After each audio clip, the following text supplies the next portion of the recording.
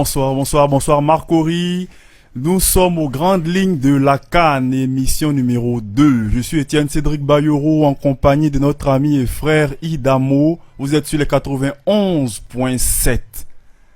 La Côte d'Ivoire a perdu son match face au Maroc. 1-0. But d'El Nesri à la 23e minute. La Tunisie et le Mali ont fait match nul. 1 but partout. Et l'Afrique du Sud joue actuellement face à la Namibie. Pour l'heure, nous sommes dans le temps additionnel, il y a 1-0. Idamo, bonsoir. Bonsoir, et je salue aussi tous les auditeurs. Alors aujourd'hui, la Côte d'Ivoire a disputé un match inédit, un match particulier face au Maroc. Les deux équipes avaient remporté le premier match face à la Namibie et l'Afrique du Sud donc. Et ce match était le sommet de la poule. Il fallait déterminer le premier. Nous verrons bien ce qui se passe entre la Namibie et l'Afrique du Sud pour l'heure. Mais le match au sommet était celui de cette poule. Idamo, les Ivoiriens attendaient la victoire. Qu'est-ce qui s'est passé? Effectivement, les Ivoiriens s'attendaient à la victoire parce que c'est leur équipe. Et c'est le drapeau orange-blanc-vert qui flotte. Donc, il fallait aller au charbon, il fallait jouer, il fallait se donner à fond pour pouvoir remporter ce match, je dirais. Mais bon, vous voyez, comme on le dit, l'homme propose, mais il n'y a que Dieu qui dispose. Mais je crois que pour avoir le gain d'un match, je crois qu'il faut se préparer. Et il faut aussi vraiment avoir une bonne technique, être physiquement prêt et puis aussi tactiquement il faut être prêt.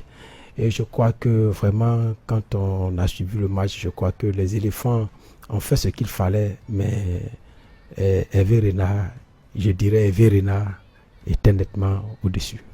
Ok, nous allons d'abord aller pour les réactions avant le but. As I can see, this is a beautiful game, and looking at the African Cup of Nations, Africa will do much better. Yeah, because we are expecting Africa, Mali, yeah, Senegal, Ghana, and how do you call it, Nigeria. I'm praying that West African nation win the cup. Quand je regarde le match, en principe, ça m'inspire beaucoup parce que c'est mon pays qui joue. Donc, ça me donne la joie. Donc, je vois qu'ils sont fiers de leur pays. Et puis, donc, c'est une joie pour moi, quoi. Alors, je regarde le match de la 38e seconde. Il a fallu avoir un but. Là, les éléphants, ils sont en forme. J'espère qu'ils vont gagner. Parce que bon, même si je ne suis pas ivoirien, c'est quand même une équipe de subsaharienne. Donc, on s'encourage, quoi. Donc, allez la Côte d'Ivoire. Ok, donc c'est clair, hein, les Ivoiriens sont optimistes. Je rappelle qu'il y a une tête puissante de Kodja. Dans les premières minutes du match, on a cru que ça allait rentrer et puis le gardien a fait une parade. Effectivement, vous voyez, quand la Côte d'Ivoire a commencé vraiment tonitruant ce match, il n'a pas eu de round d'observation parce que pour moi je crois que Kamara Ibrahim voulait prendre cette équipe du Maroc à la gorge. C'est-à-dire que dès le début, inscrire un but et puis se replier et puis aller par contre, puisque on avait déjà sur le côté un gars comme Pepe qui partait très vite. Et je crois que c'est à ça qu'il a pensé, c'est ce qu'il voulait faire. Mais malheureusement, la tête de Kodja ne va pas rentrer au fond des filets et la suite, nous la connaissons. Et vous voyez, quand on joue avec une équipe qui est technique et qui est tactique comme le Maroc, moi je crois que tout se joue au milieu de terrain.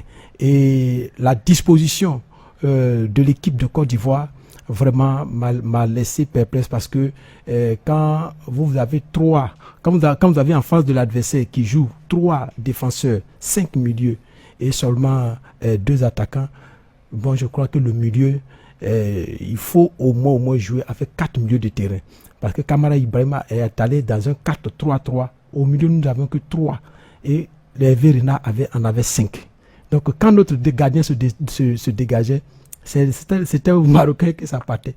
Quand Bobo se dégageait, c'est aux Marocains que ça partait. Donc, vraiment, le Maroc a gagné la bataille du milieu de terrain en première période. Donc, c'est tout à fait normal qu'ils inscrivent ce but-là. Donc, ils ont su occuper la ligne défensive. Ça veut dire que en tant que de premier rideau, hein, on est clair, hein, Oui. il y a d'abord les attaquants Oui. au premier rideau, bien sûr. Oui. Il y a les milieux au deuxième rideau. Oui. Ce second rideau-là qui Oui. protégeait les défenseurs Oui. empêchait toutes les transmissions des Ivoiriens.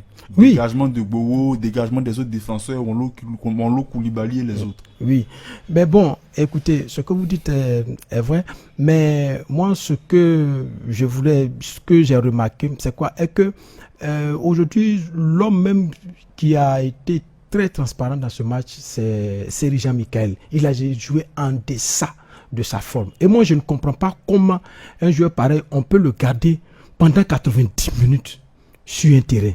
Moi, c'est cette question-là que je me suis posée aujourd'hui.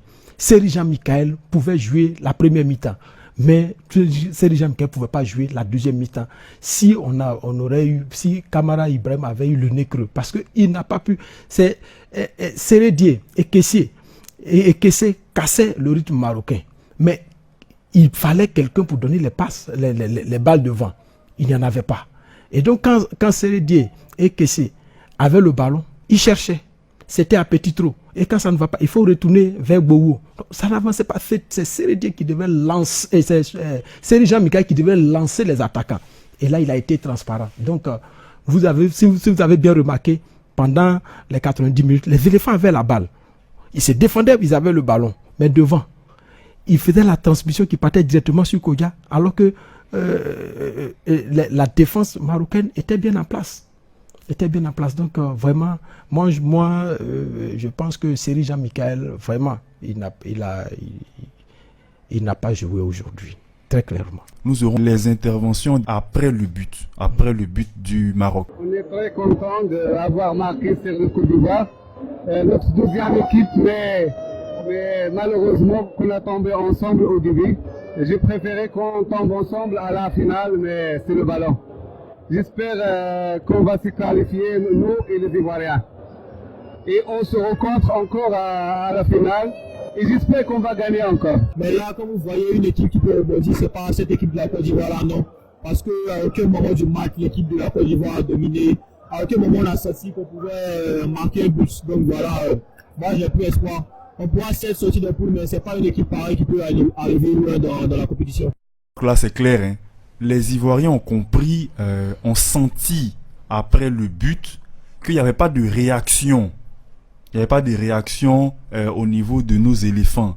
Et quand on voit un peu l'attitude, comme on parlait de Serija Michael, l'attitude de nos joueurs au milieu, et puis nos ailiers qui étaient vraiment éprouvés, on sent que dans les déplacements, on sent qu'au niveau de l'entente des milieux, attaque, les transmissions étaient vraiment compliquées et que pour créer des occasions, ça devenait vraiment difficile.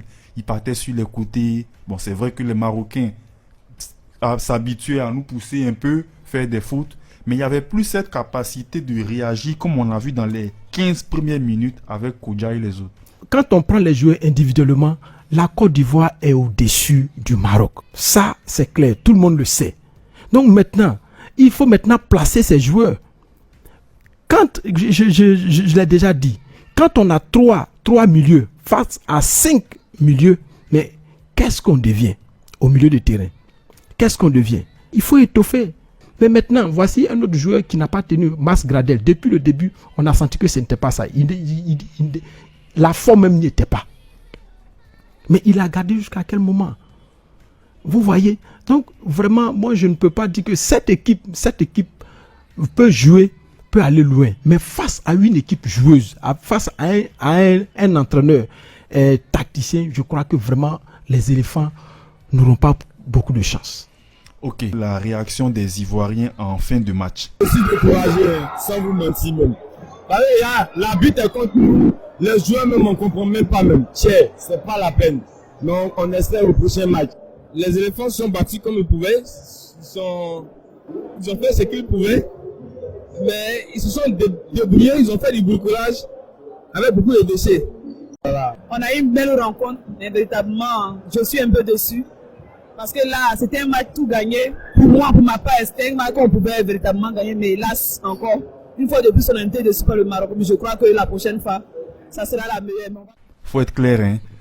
Le contenu du match ne leur donnait pas des raisons de croire en une équipe qui pourrait aller loin. Maintenant, il y a un détail. Il y a ce qu'on pense dans l'immédiat par rapport au match, et puis il y a ce qu'on recherchait face au Maroc. Le Maroc nous a battus en 2017 pendant la CAN. Le Maroc nous a éliminés les éliminatoires de la Coupe du Monde en 2017. Le Maroc revient encore nous battre en phase de poule. Les Ivoiriens voulaient laver l'affront marocain. Donc là, il y a tellement eu la volonté d'en découdre que les Ivoiriens, je ne parle des supporters, pas des joueurs, oui. Des supporters qui voulaient tellement qu'on marque le Maroc, oui. Qu'aujourd'hui ça ne s'est pas fait, et là ils ne sont pas contents. Mais quand on observe, on voit qu'ils sont conscients que pour un format de compétition avec les 4 meilleurs 3e qui pourraient se qualifier, c'est pas la Côte d'Ivoire qui va pas se qualifier. Oui, mais il ne faut pas se qualifier pour se qualifier. Parce que quand on va à une compétition, c'est pour remporter cette compétition. Mais si là maintenant, s'il faut tirer les adversaires, mais moi je crois que mieux vaut ne pas y aller. Parce que pour aller remporter la coupe, il faut gagner tous ceux qui sont là-bas. Voilà. Et donc, moi je pense qu'un match nul avec le Maroc serait encore mieux que cette défaite. Parce que imaginons, si c'était les 8e de finale, qu'est-ce qui se passerait? À la maison directe.